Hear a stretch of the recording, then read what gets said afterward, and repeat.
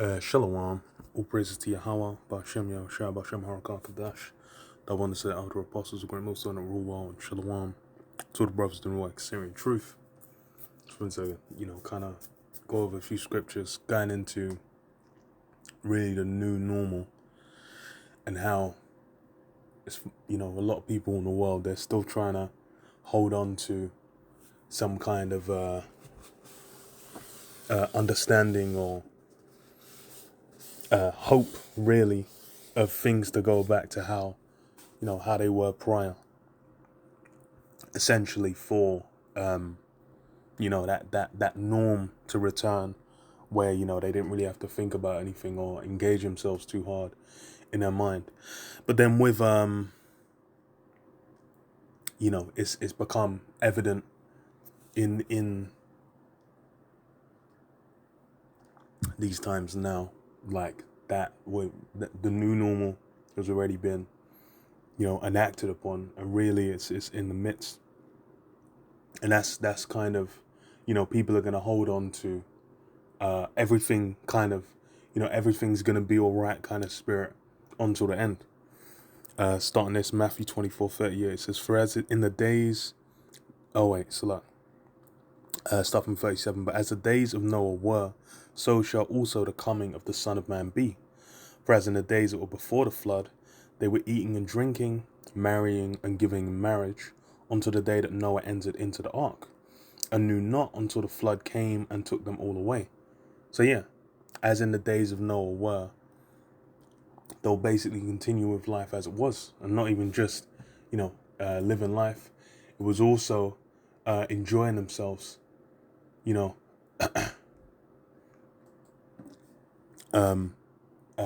having a good time, engaging in celebrations, giving in marriages, joining houses together, thinking that things are going to continue, but then not knowing that like right around the corner, a time's been set for a judgment to take place. It says, well, and knew not until the flood came and took them all away, so shall also the coming of the Son of Man be. Then shall two be in the field, and one shall be taken, and the other left.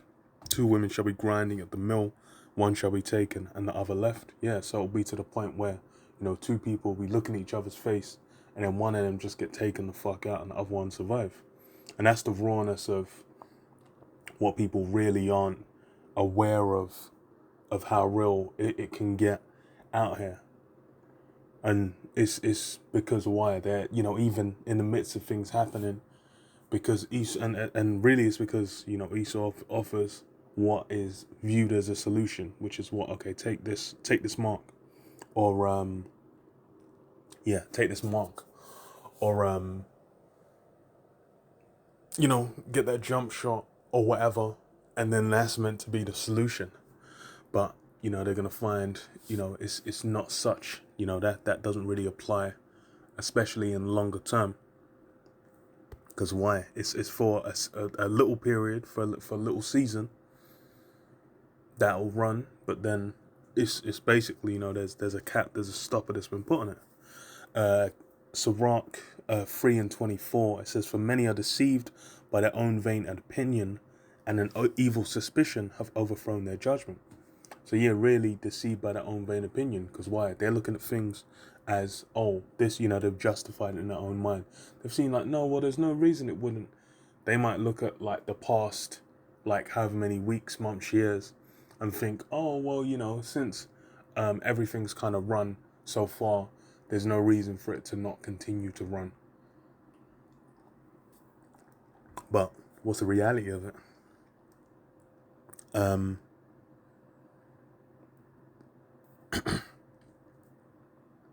It's their own vain opinion. They made that shit up themselves. There's no reason it would like that applies to them. Because there's what let's go to this.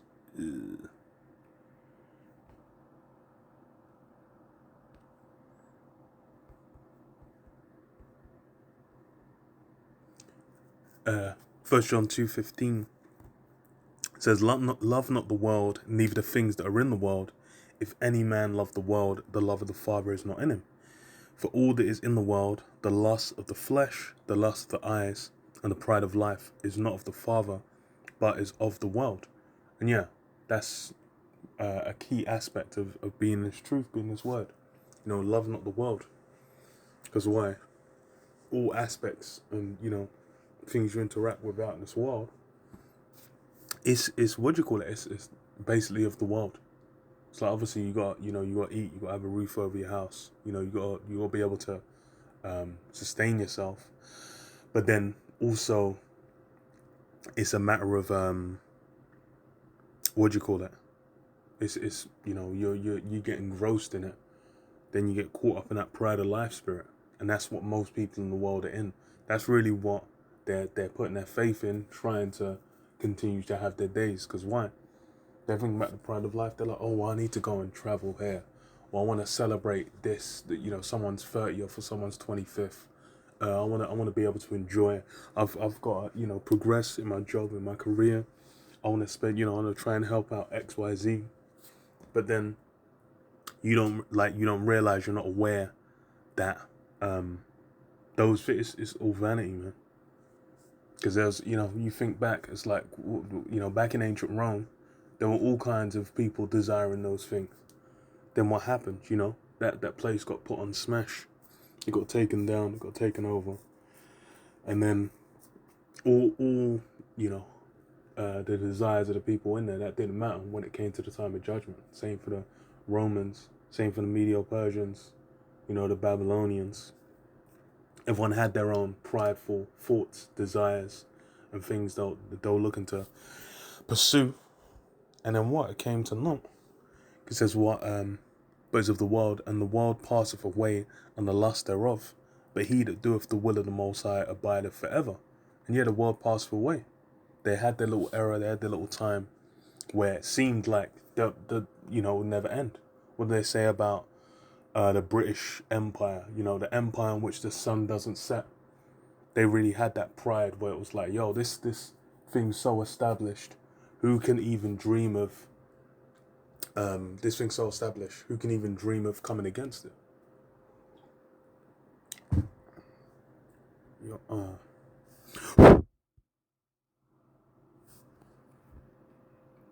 It's so established. Who can even dream of coming against it? But then, the real of it is,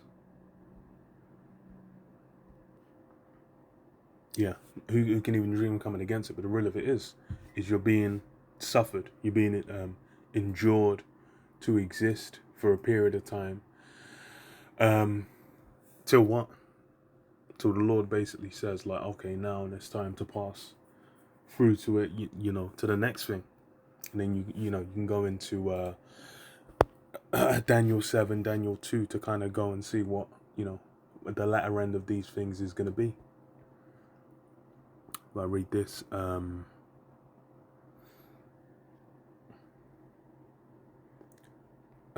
5:1, it says, Belshazzar, the king, made a great feast to 1,000 of his lords and drank wine before the 1,000.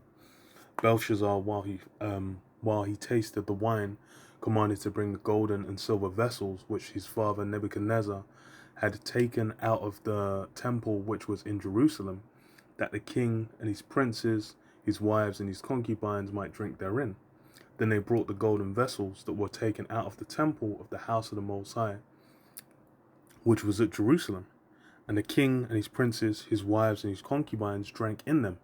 They drank wine and praised the gods of gold and of silver, of brass, of iron, of wood, and of stone. So yeah, they took the vessels that came out of the house of the temple, and then were so prideful and so assured of themselves that they were like, yo, we're making a celebration, we're having a good time, and we'll use those to drink the wine.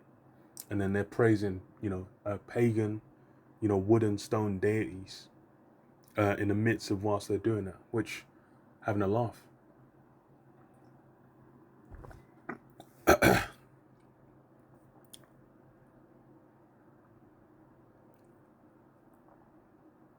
Yeah. So it says what, in the same hour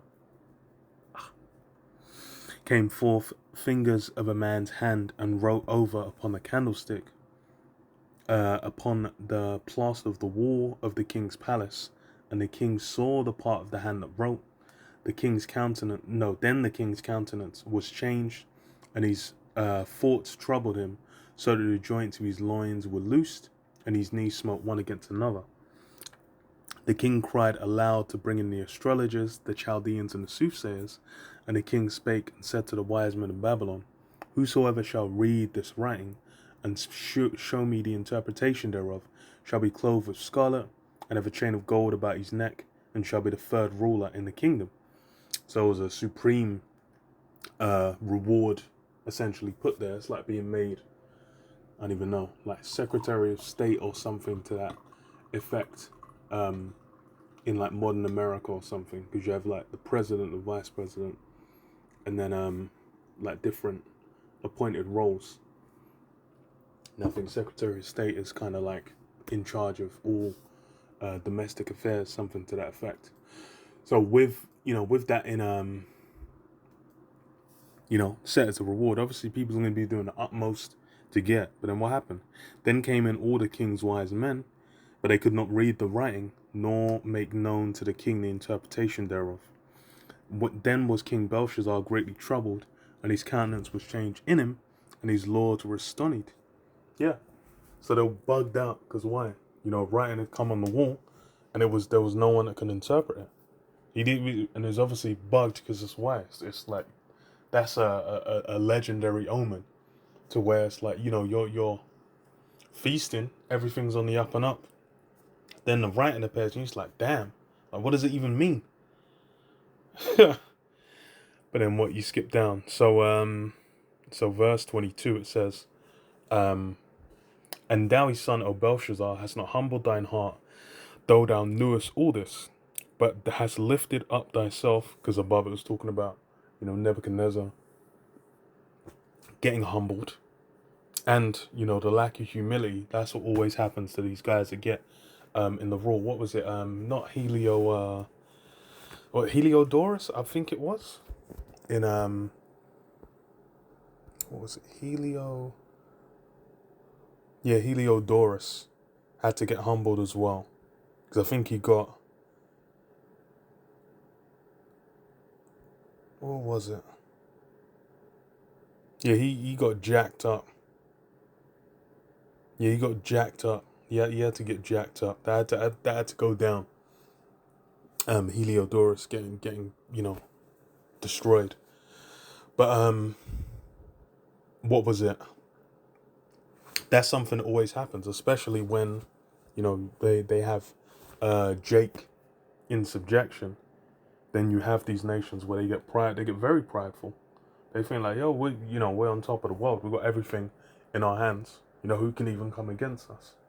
But lo and behold, that's only for a set period of time, only for a season. Because said what, verse 23, but hast lifted up thyself against the Lord of heaven, and they have brought the vessels of his house before thee, and thou and thy lords, thy wives, and thy concubines have drunk wine in them, and thou hast praised the gods of silver, and gold, of brass, iron, wood, and stone. And the God in whose hand thy breath is, and whose are all thy ways, hast thou not glorified. Then was the part of the hand sent from him, and this writing was written. And this is the writing that was written, many, many tekel upharsin. This is the interpretation of the thing. Many, the Most High hath numbered thy kingdom and finished it. Tekel, thou art weighed in the balances and art found wanting. Peres, thy kingdom is divided and given to the Medes and the Persians. Then commanded Belshazzar, and they clothed Daniel with scarlet, and put a chain of gold about his neck, and made a proclamation concerning him. They should be the third rule of the kingdom. And yeah, so, Daniel got the reward. But then it's, the joke is made the third ruler. But then what does it say, verse 30? In that night was Belshazzar, the king of the Chaldeans, slain, and Darius the Median took the kingdom, being about 62 years old. So even with, that reward, it didn't even mean anything, because why? that very same night they were slain. It was really, Daniel was used to bring that judgment against them and make clear that pride, that haughtiness that you exalted yourself with, is to your own doom, your own demise. Um, funny as hell, because that's the same. What's it called? The same pride that always, happens time and again. What does it say? Isaiah 47:12. It says, "Stand now with thine enchantments, and with the multitude of thy sorceries, wherein thou hast labored from thy youth. If so be, thou shalt be able to profit. If so be, thou mayest prevail." And just as with, ancient Babylon, the new Babylon now, the daughter of Babylon, America, is basically standing with those enchantments as well. They also lean into the left hand side heavy to maintain themselves within that time. They're basically trying to build themselves up and sustain. They're thinking they can establish a kingdom that will last forever. But it's you should look back and be like, yo, what, when you go to the prophecy, what was the kingdom that was going to last forever? It's the kingdom of heaven. If it's not the kingdom of heaven, then how is your shit gonna maintain itself or run? And that's getting made plain as day. Because let's say the monthly program, if so be thou mayest prevail. It says, "What thou art wearied in the multitude of thy counsels, let now the astrologers, the stargazers, the monthly prognosticators stand up and save thee from these things that shall come upon thee. Behold, they shall be as stubble, the fire shall burn them. They shall not deliver themselves from the power of the flame. There shall not be a coal to warm at, nor fire to sit before it." So all that left-hand side, all that wickedness, all these different forms of ancient mysticism, that they were going to. Just the thing is those ancient kingdoms that, delved in that mysticism, they're not around. You're not seeing Imhotep, as the mummy getting revived, because he managed to make himself live forever, and then coming out and sending sandstorms against New York and London. Though that was, that's haughty pride that they had at the time. Where now you can look at it and be like, yeah, there was no chance. It was never going to run. But those are the same things they're looking to do now. Where, the kingdom's basically on the door. But then what? You have that pride, and then the that the apex of that pride of Esau being shown is what, DJ Trump. That guy kind of encapsulates that whole spirit. And then, what they're trying to establish, that kingdom. But, utilizing the same methods that failed before. Because why? The Most High ruleth in the kingdom of men, man. That's really what it comes down to. I read this, 1 Thessalonians 5:1. It says, "But of the times and seasons, brethren, ye have no need that I write unto you. For yourselves know perfectly that the day of the Lord so cometh as a thief in the night." And yeah, that's the other cold side of it.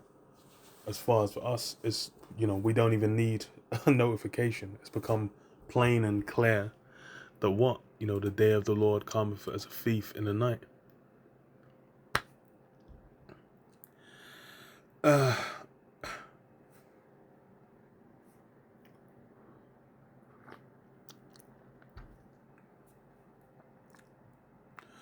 Because why? As far as, to the people in the world, that's a day that never comes. You talk to a Christian, you tell them, oh, when do you think you can phrase it as like, the end time prophecies, the book of Revelation, or even say like the rapture or something, just kind of throw that in there. But then with what do you call it, with these things, damn.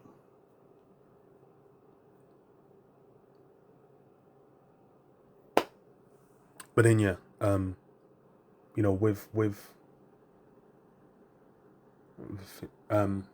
with these things, it's plain to us to see it's clearly at its end, and then the hopes that the people in the world have, that shit's a dream, man.